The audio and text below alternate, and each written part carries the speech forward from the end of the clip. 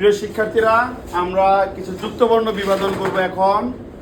তোমরা দেখো, প্রথম বর্ণটা কি লিখেছি বলো তো?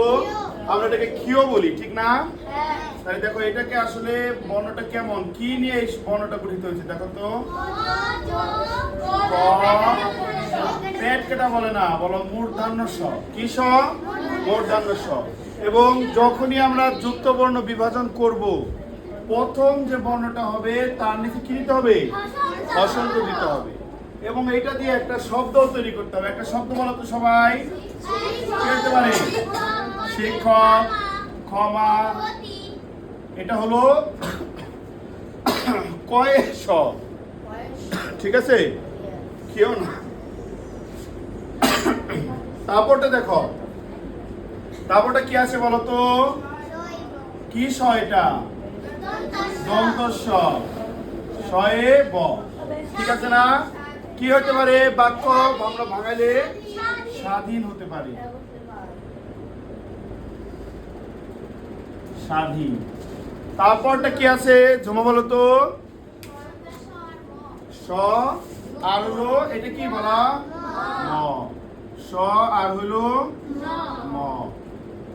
দেখো, এখানে উচ্চারণে কিন্তু একটা ব্যতিক্রম আছে। আমরা একটা শব্দ লিখি তো।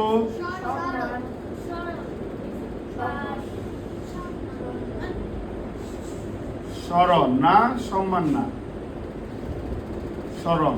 দেখো তো, এইখানে কি মর উচ্চারণ হয়েছে নাকি হয় নাই?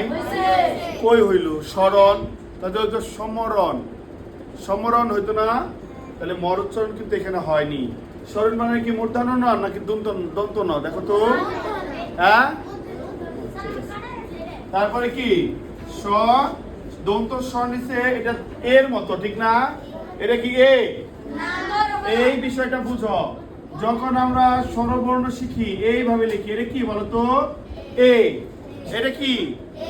কিন্তু যখন আমরা এই এর মতো লিখে এটার উপর একটা মাত্রা দেই, কি দেই? তখন হয় ত যোগ র ফলা। তাহলে শুধু পার্থক্য কিসে বলতো? মাত্রা। কিসে পার্থক্য? এটার উপরে মাত্রা আছে আর এটার উপরে মাত্রা নাই। যখনই আমরা মাত্রা দিব তখন এটা হয়ে যাবে ত যোগ র ফলা। তাহলে আমরা লিখি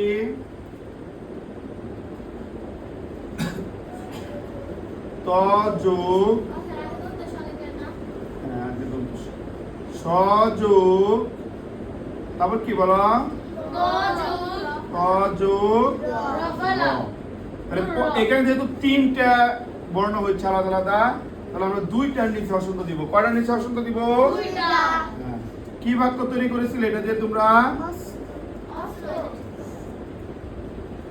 স্ত্রী, ঠিক আছে? অস্ত্র বানানে তৈর ফলা নাকি? তারপর দেখো, তারপরে কি টয় ট, তারপরে কি আছে বলো?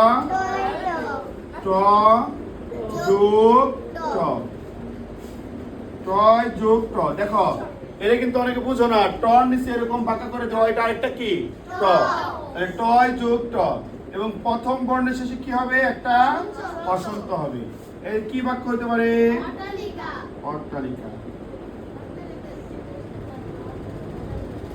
যেমন প্রান্তি দাস অট্টালিকায় বাস করে, এরকম অনেক বাক্য হইতে পারে, ঠিক আছে না? আরো বাক্য বানাইতে পারবা।